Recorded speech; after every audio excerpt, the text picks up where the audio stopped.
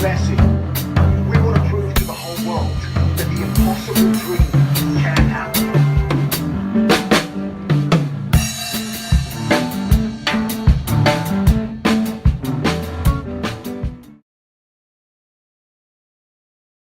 You are it.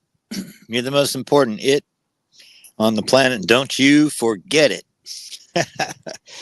So, thanks for coming by one more time to play the WholEarth game. One more time, one more week. We wrap up the week and we talk about what's going on out there in the real world and the fake world and the imaginary world. The imaginary world is such that we're going to seed what happens next. We're going to find a way to the next dimension that has plenty on one whole earth, and we're going to be amazed when we get there. And most of it was because we just remembered to play the game and remember what these things are. Remember, place to sleep tonight, food like water, something to drink. Okay, make sure you stay hydrated. And then you have to eat something. Make sure you get fed and eat stuff you like, and don't eat anything you don't like. Okay. And then that gives you energy to go ahead and do something. And I'm hoping you'll find a way to help other people. And then we'll be Trace Magistus. Together, we will be magically transformed from a regular human being to a Trace Magistus godlike person. Can you believe that? Well, if you can believe it, then you're in the game. If you can't, stick around and maybe you'll join us as we go through. So what's going on this last week? I did some basically prayers. The idea is to use less, waste none. We want to pay it forward to buy it back. We want to, we want to have one whole earth for all living things, every living thing, and not just for people. We want to remember that all living things are connected. We're all connected into this one spaceship whole earth. Okay? And we're spinning around the little teeny dust speck just this far away from the sun that we don't burn the way Mars is burning right now. And we are just really getting close to our sun having a little bit of a anyway, that will propel us all into the fifth dimension. You'll be instantaneously put into the fifth dimension. So there you want to have a good solid memory because it'll be a hologram. You may not even know. Some of us might even get to this other place and not even know that we're there. Imagine that. So can you imagine that?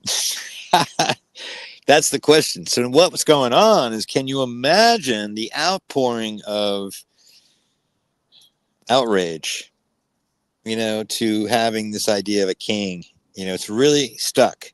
That idea of all ideas has really stuck to the meat of the American people, that we don't go for this king idea. Now, I always like to remind people that it comes back to Napoleon. It comes back to, basically Kondironk, the Iroquois king, the Iroquois spokesperson. I don't know if he was a king. He was not. He was a spokesperson. He was a linguist. He was able to pick up languages very quickly. He was able to speak fluently Russian. He was able to speak French. He was able to speak English, and he was able to speak his own dialect of Iroquois. And he explained in a world tour. So just before 1700s, late 1600s, he's going around doing a European tour, talking about how that they had given up and had transcended from the time of kings and hatred to the time of forgiving and integrity. Okay, so that's a big deal, right? So North America had come from a place of warlike people because they had, before this transformation, they were just in the same place that we are, constantly having battles, constantly killing each other just for no apparent reason. They were just having war, endless war. All the tribes were at each other's throat. It wasn't until this crystal consciousness came through North America to show them the way to become one with the planet. Because the stories that we are able to uncover from the time before Columbus was a time of plenty on North America. There was game, there was food, corn was growing up and down. I'm sure there was plenty of corn for anybody. There was corn material, so everything that we know to be Mexican was really up and down. So corn, tortillas, you got your corn, everything kind of corn. Yeah, corn, too much corn.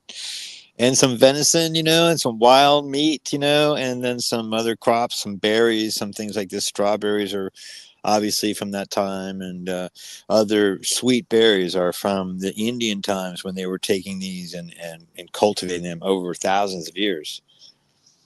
Having the people come together is what they did too. See, everybody in those times was given a place to sleep. Food and water were provided. If you were a person of integrity, you could live in the village and have plenty of leisure time just by spending a few hours in the fields with the crops. I'm sure there was probably some very easy terms of agreement in those days. And this is all the time before agriculture becomes such a high level of specialization as it came from Europe, but not as it was necessarily in North America. We don't know quite how, some forms of civilization come together around, well, civilization, and it's a general term, civilization comes together around agriculture, because agriculture provides the requirement that they need to stay in one place to guard the fields from the predators, animals, whatever. And then so it becomes a habit forming type of thing. But it also helps when you're trying to feed a lot of people, and the people are focused in on a project like building a pyramid or building an earth mound, or working together for some greater cause. The cause becomes the crystal consciousness. And then, obviously sometimes population outgrew things and they weren't able to sustain that kind of thing. But I think less than more, people were able to sustain themselves through their own, personal energy. So now we're doing it too. So we've gone to the streets. So our guy, the Trumpazoid, the non-president, you can't say enough weird things about this guy. He is just like, this is really the bully in the class. We're all like trying to get through the class, and we just want to study law. And there's always one student who wants to cheat his way through and pay people to take his tests and just not do the work. And this is where Trump is. He's one of these people that doesn't want to do the work. But we want to do the work. We're down for having some marching time. This is Ventura, California. We went on the streets. I'm so proud to say that Ventura came out in numbers to protest whatever they were protesting. Now, the question is, what will this energy do? How can we turn this energy and keep it moving into the positive way? And that is going to be the trick, the tail of the trick. The tail of the donkey here is going to be whether we can turn this into a clean vote, a clean election. Can we have a clean and fair election? Will our votes be counted? If you get a provisional ballot, will it even be counted? If your vote is challenged, how do you know it's been challenged? Are you still on the voter roll? Are you still, current with the voter roll? I mean, it's crazy. Now, I just went for my Real ID California license, and they wanted to know a lot about my political stuff. And, I normally would be really happy to talk about it. But with, Elon Musk looking over my shoulder on everything, I'm thinking, well, I'll tell you, this is a weekly show usually, and I like to talk about what happened last week, and how it's going to be moving forward. But we're in this together. You can see that we're all moving forward and we're starting to come up with these ideas. Now, realize that the people went on the streets when they were getting choked and taken by the monarchy in France. People were rioting in Paris.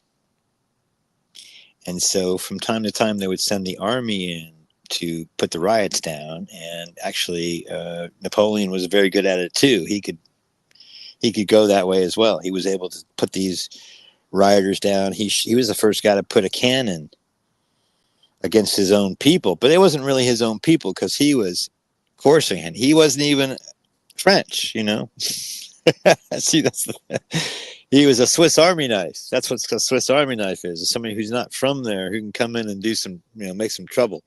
But really, soon he realized that that's not going to be sustainable. So he wanted to switch sides. So basically, I'd like to, simplify it to say that at one point, Napoleon and the army said, "Wait a second, we're going to go ahead and fight the monarchy, and we'll save it for the people." Then they created a constitution. That first constitution is a humdinger and a real something to look at because they included everyone in their constitution. It's like really one of the most magnificent pieces of work, and it really is the precursor to our Constitution. There's no question about it. But where did they get these ideas? Where did these ideas come from? And it turns out, I believe, they were influenced by Condironk, who came from the North American Iroquois tribes. In his speaking tour, he was able to inspire people to become a more democratic society. And this is the actual. So this might be, if you need some kind of reference that really puts it together, think about the Christ figure. Christ brought the good news, right? I mean, if nothing else, we can agree that this person named Jesus, who became Christ, showed a way of how to do, to the death, nonviolence to the death, right? Nonviolence to the death, right? I'm going to take my cross. I'm going to put it up there. I'm going to put myself up on the cross. That's taking it, that's taking it a step as far as we've ever seen. I mean, that's what people do. But here we go. Here's another person that does it, right? So Condironk takes himself, same way, same thing now. So what was his outcome after going around telling everybody they're wrong, telling everybody they're, well, of course he was able to get some kind of European disease. I think he died on the ship coming home. Didn't even make it home because he was contaminated by the complete, really filth. Because over here in North America, cleanliness, being just absolutely the most magnificent human beings, right? And then they were conquered by this other, like, lesser tribe, and lesser always tries to conquer the better because they're afraid. It's about fear. And here we are back in Egypt too. Remember Chem? Remember the word Chem means black. And Kemet means land of black people, dark-skinned people, or chemists. They had chemistry in their skin. They were from chemistry. See that? And then it's been subverted, and change a letter and from K to C, and now it's chemistry, and it's something you got to know. You got to go spend a lot of money.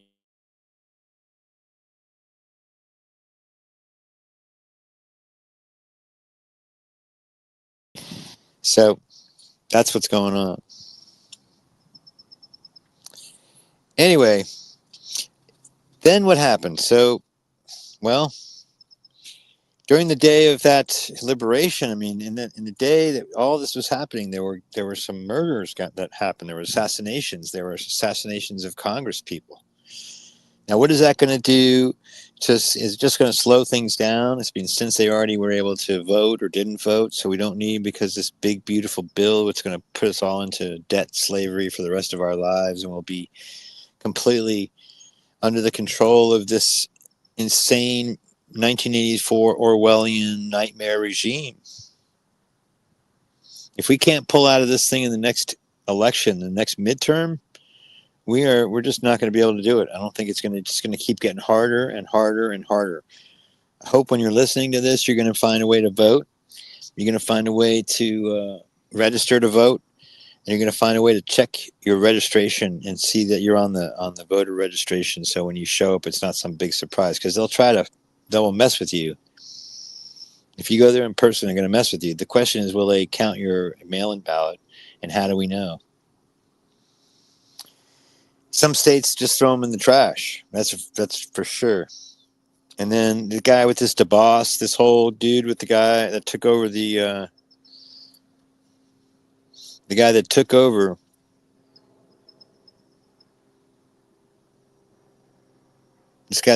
the post service and selling it off, Anyway, he's bad news. So anyway, what's going on? Okay, so can we go over some comments real quick before we change gears to housing? Sure. Oh, housing. Okay. Oof. Yeah, we're gonna go to housing, but first, somebody said that No Kings in Austin was lit, so I guess that means that they were there. Somebody else said, "I'm not going to any more protests because I'm afraid of them capturing my name and face and harassing me at my house." Somebody else said, "I'm glad that they were majority peaceful. I myself did not attend because I was afraid that violence could erupt." And then somebody else said, "Elon Musk gets what's coming," something like that. I think he's talking about Elon Musk and Donald Trump having that falling out, maybe. Who cares about all that stuff? Okay, we got it. Okay, Yeah. what's beyond that? It's already, there's a saying, FUBAR. Oh yeah, F around and find out. Is that that it? No, it's fucked up beyond all Beyond all recognition. repair. Oh right, okay, yeah. Okay, so that's where we are. Okay, not only are we in a constitutional crisis, but we are in we're in a fundamental governmental crisis. With all the things we took for granted have been stripped from us in like no time. And these are all services that were hard fought and taken up by people before us who put their lives on the line, put their lives on the picket line, so that we could have these, what we thought to be freedoms and gifts for being a hardworking American person. Okay? We are not allowed. This fear is the thing. We are not supposed to be afraid in this country. Period. That was the agreement. We work hard and play by the rules so that we don't have to be afraid. Am I right? Yep, you're right. I mean, that's where you got to be. So it doesn't matter that you didn't go to the protest as long as you're with the protest. What matters is that you make sure that you vote. And that, remember, it's a secret ballot, but you're supposed to be counted. Like if you are living with somebody who believes that Trump is the Christ, then you should be able to vote the other way and have your privacy about such things. Do you see?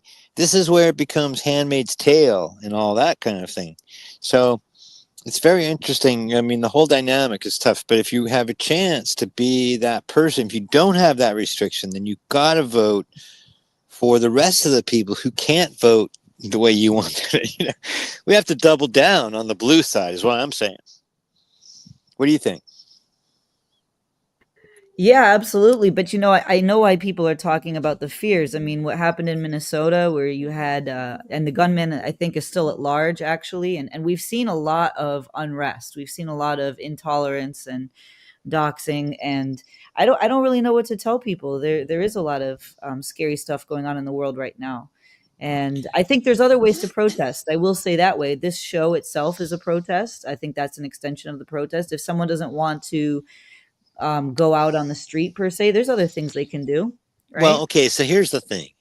If you're really going to go if you want to go in that direction, let's do it, because philosophy is the only way we can survive some of this stuff, because practically, I don't know. I mean, I tell this to my. It's hard. Okay, if you're one of us and you're talking about like if you know that there's no such thing as coincidence. First of all, everything happens for a reason. Then you get into a self-reliance mode where basically you are responsible for everything that comes your way. When you get into that particular spot, then you just say thank you for this next lesson. Thank you for this next lesson. Okay, but but I'm trying to do is make this game so you can also rest your mind on the house you're going to live in and the food you're going to eat and the water you're going to drink and the wine you're going to have and all the stuff you're going to drink, because that's part of the water problem, part of it. And then you have the energy to just imagine all this thing. You want to have the best imagination possible just in case all this stuff doesn't really exist and you just become like instant soul. Like, what happens if you just snap out of this body and then you, bam, there you are again. You're in this eternal life again. Boom. It took you all that time to get back on Earth so you could have this experience, right? And you wrote the script and you said, I want it to be tough this time. I don't want it to be this pussy way I was last time when I was king of the world and everybody did what I want to do. I'm going to be in this other thing. I'm going to be in this, like, give me the life. Give me the life that hurts so that I can remember it when I die. What if that was actually your motivation for having a rough time? You wanted to have a rough time. You said, I don't want the easy time. I want this rougher time. What do you think of that? What do you think of that, Renee? When you were saying that, it resonated with me and I believed it, and you were like a general in the military, and at the same time I was like cowering because it's very scary, but it's also true. And we were talking before. Oh, you're scared. Oh, you're scared. Yes. Well, you're Yeah. phoning it because you want it, because you like that feeling, I guess, because it's like, because you don't have to be.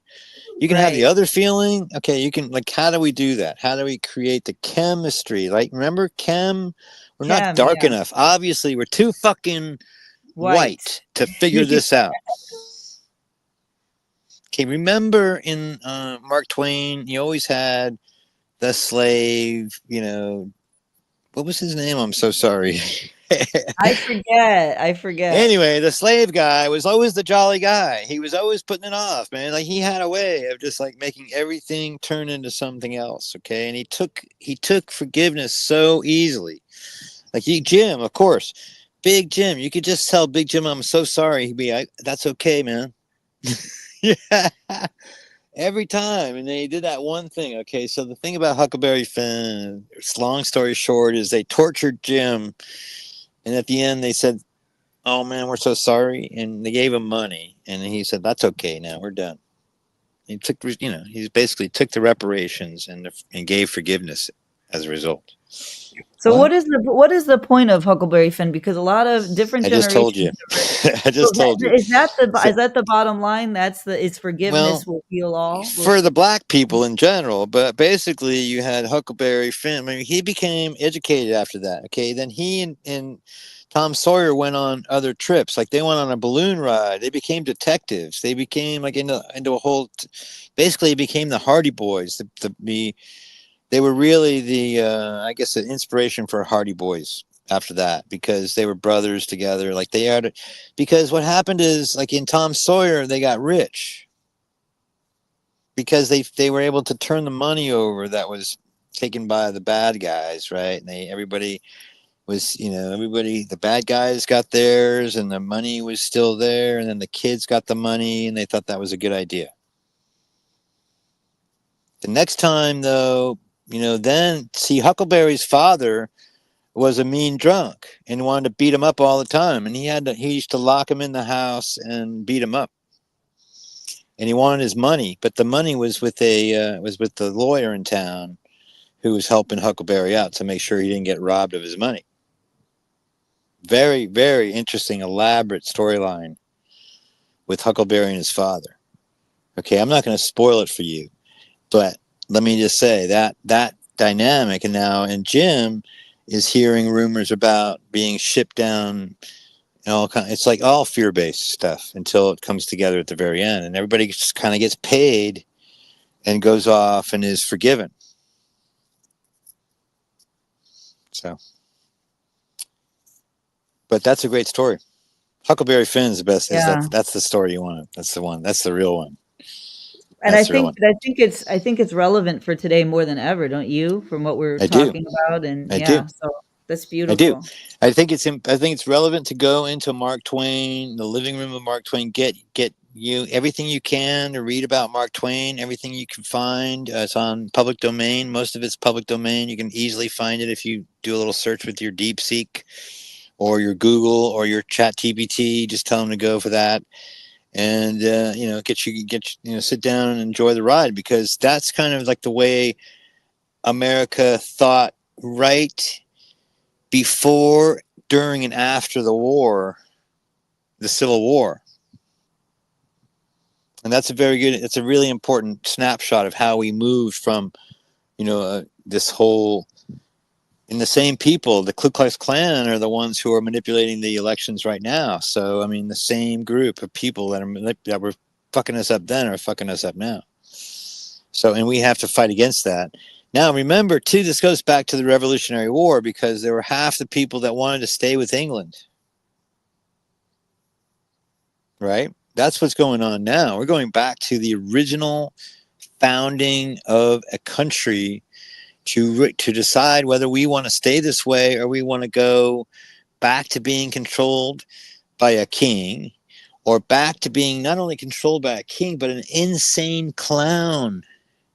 An insane clown. Maybe this weekend woke him up a little bit. We're going to find out what he does in retribution for not being loved. Okay? So I will see you then on the other side next week. Wait. We didn't talk about the housing. We didn't show the housing pictures of that's next week. That's going to be a next week time. All right, next week. I'm going to take my time and move forward.